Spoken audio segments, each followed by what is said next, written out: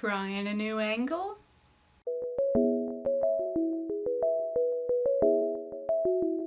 Welcome everyone to the end of the year 2014. This is a wrap-up of my entire reading year. It will come to you in 4 parts. 1, what books did I read?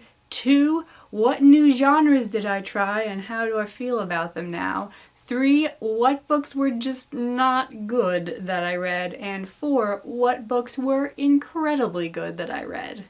I actually read a whole bunch of audiobooks and ebooks, so I don't have that many to show you, but a lot of the audiobooks I got were from LibriVox.org, which is a place for public domain audio recordings, which means they are free. So if I listened to one there, I will put a link in the description so you can listen to it too. My goals for this year were to read 40 books in general, and then 5 classics and 3 books in a foreign language. And I'm making this on the 24th, but I have already completed all of those challenges, and the rest of the books I'm going to be reading this year are part of the winter rereadathon, so you will hear all about them in my wrap-up for that.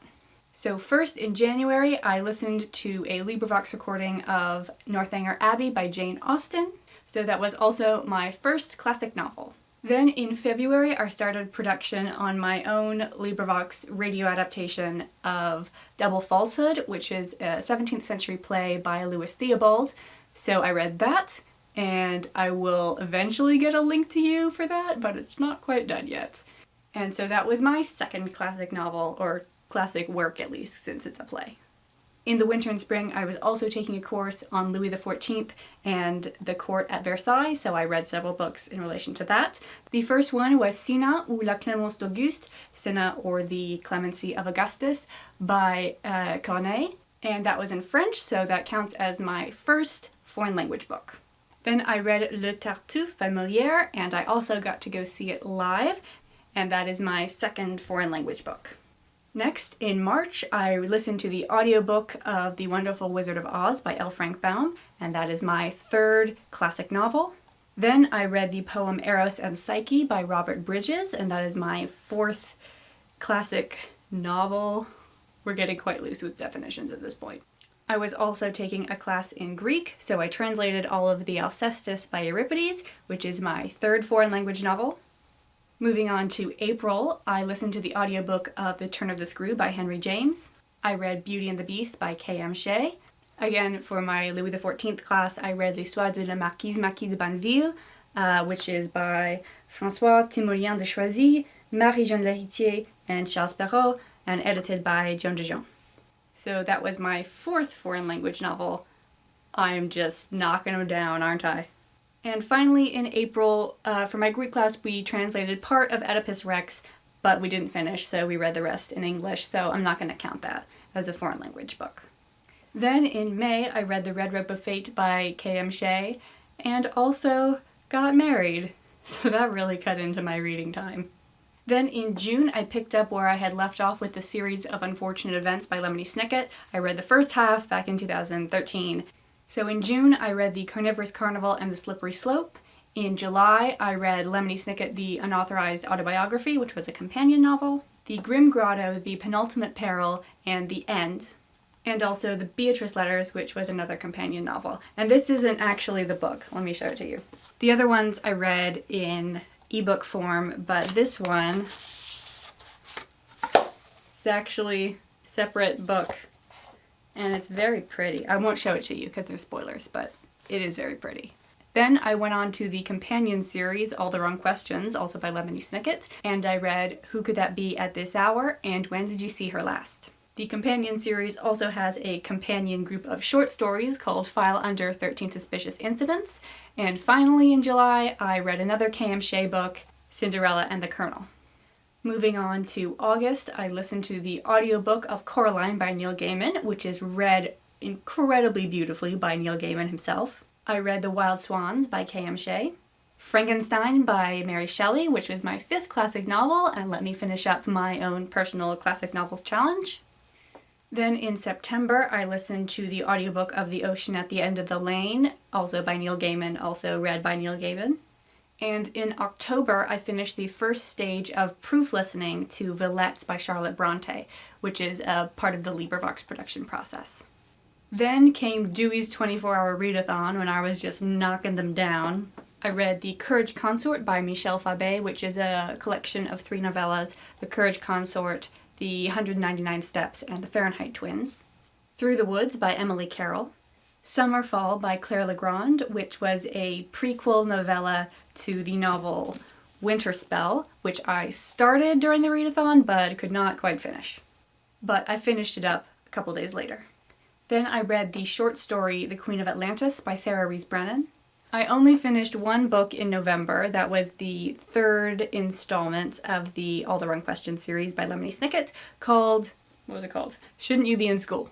And although that's the only book that I finished in November, I did make considerable progress on 2 longer books in November, which I finished up in December. The first one being The Distant Hours by Kate Morton, and Jonathan Strange and Mr. Norrell by Susanna Clarke. That's also one of the books that I read for the Christmas Booktubeathon, the other ones being Politically Correct Holiday Stories by James Finn Garner, and Bellman and Black by Diane Setterfield. And now that the winter rereadathon has started, I have finished my first book from that, bringing my total to 40 books, and that is the Zoom Trilogy, which I suppose is technically 3 stories, but they are really short. They're like children's stories with pictures, so I just count them as 1. And this is by Tim Wynne Jones.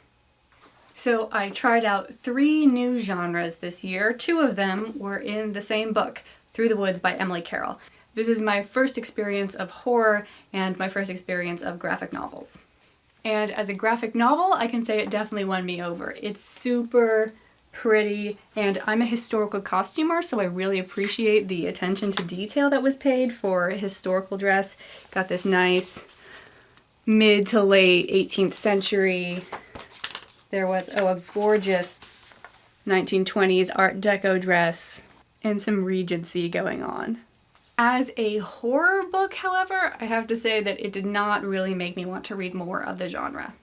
The horror genre, I think, based on this, is really different than other types of books which are focused on building to a conclusion.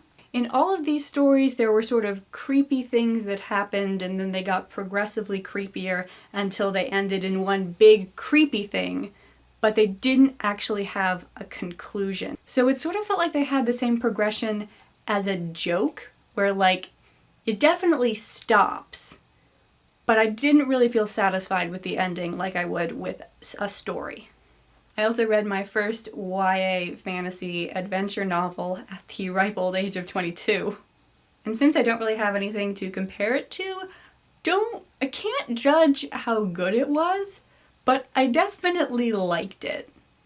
There were parts that I found issue with, but I will not turn away from YA fantasy adventure. Okay, now it's time for the negative part of the video. The 3 books that I liked least, going from least to most least. So 3rd worst book this year was Politically Correct Holiday Stories by James Finn Garner. This is actually a reread for me, and I think I was sort of swept away by the novelty of it the first time I read it. The second time I went through it, a lot of it kind of fell flat on me. This is the 3rd in a series of politically correct bedtime stories.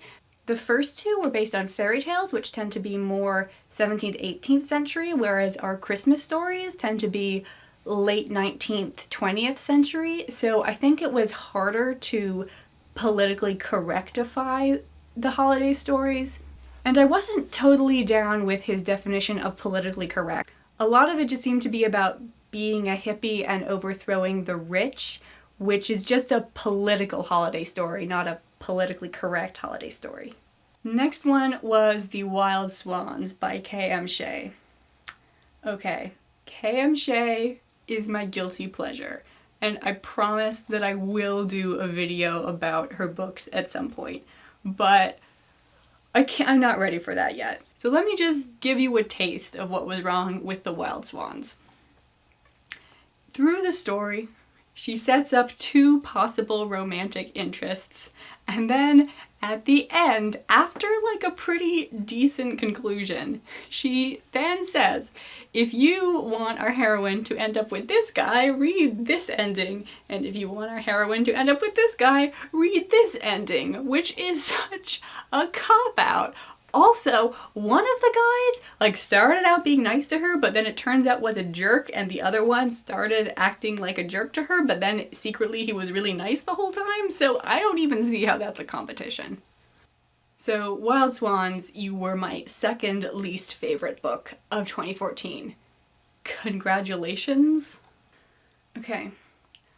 Least favorite book of 2014. I'm really nervous about this because this is a very well-loved book, but I hated The Ocean at the End of the Lane by Neil Gaiman. Now, listening to it as an audiobook was nice because I could do it like while I was driving and stuff, and Neil Gaiman has an amazing voice. But if I was reading it as a book, I would not have finished it. I just don't care about children coming of age in like the mid-20th century in a rural area and just sort of experiencing their day-to-day life, which means I don't like To Kill a Mockingbird either. But The Ocean at the End of the Lane has the additional problem of Neil Gaiman's refusal to properly world build. So like, I guess I'm supposed to embrace the fact that this is just magical and sometimes random things happen. I also don't know why the book was written. What was I supposed to learn from that book? The only thing that I got was if you have a worm in your foot, make sure you pull it all the way out. Don't pull too hard because it'll snap and then a little bit will be left in there and then your friend will die. I don't know. I don't know. Okay, moving on to the heavier part of the video, my 5 favorite books. Number 5 is kind of a cheat because it's just the last chapter of The End by Lemony Snicket. Not chapter 14, which is the epilogue chapter, but chapter 13, the last chapter of the book proper. The first part of the novel was actually my least favorite part of the series of unfortunate events. I felt like it was really heavy-handed and non-subtle. Then the last chapter is so beautiful, and I read it, I finished the book, I cried a smidge. I went and had like a really bad day, like the worst day of my life. And it was a little bit related to what was going on to one of the characters. And I came back and I read it again, and I sobbed, and then I read it again, and I sobbed slightly less, and it was really helpful to my life at that point. So the effect of that one chapter eclipses any problems I had with the rest of the book. Number 4 is Northanger Abbey by Jane Austen. This is my new favorite Jane Austen. I really like the message that she's trying to send. I really enjoyed the characters. Good book. Number 3 was Bellman and Black by Diane Setterfield.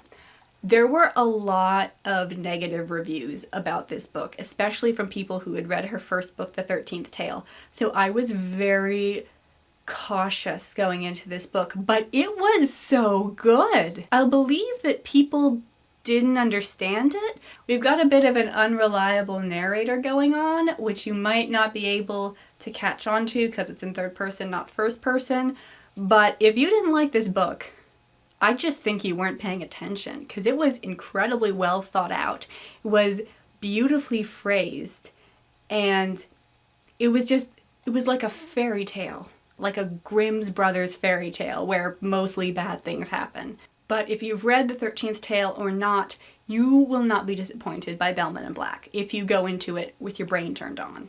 Second favorite book of 2014 was Jonathan Strange and Mr. Norrell by Diane Setterfield. This book and I had quite a journey. I read it in approximately 357 days. Almost an entire year. But if you're gonna do that with any book, I think that this was the one to do it with, because it covers a pretty long time scale, about 10 years, and it's episodic, so you don't have the continuous narration of the lives of the characters. You just see specific scenes that are related to the story. So it's okay to put it aside for 2 months, because when you start the next chapter, 2 months have probably passed in their world too.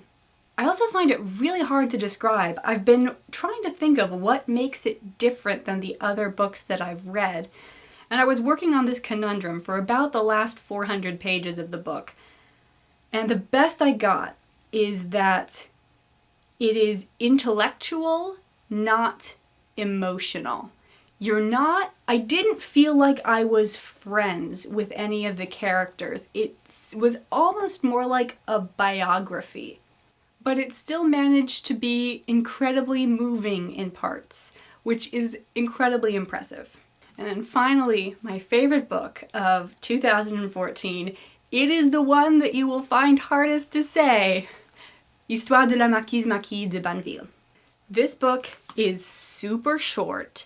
If you are good at French at all, you can read it in French. It's very easy. And there's also an English edition, which is kind of hard to find, so I'll put a link to the Amazon page down there. But I love this so much. It's also a fairy tale, had kind of a fairy tale intense year, but it's a French type of fairy tale as opposed to a German type of fairy tale that we're used to, and French fairy tales are much more involved with the upper classes than the lower classes. And I'll give you a brief synopsis. I'm going to spoil the first page, but only the first page.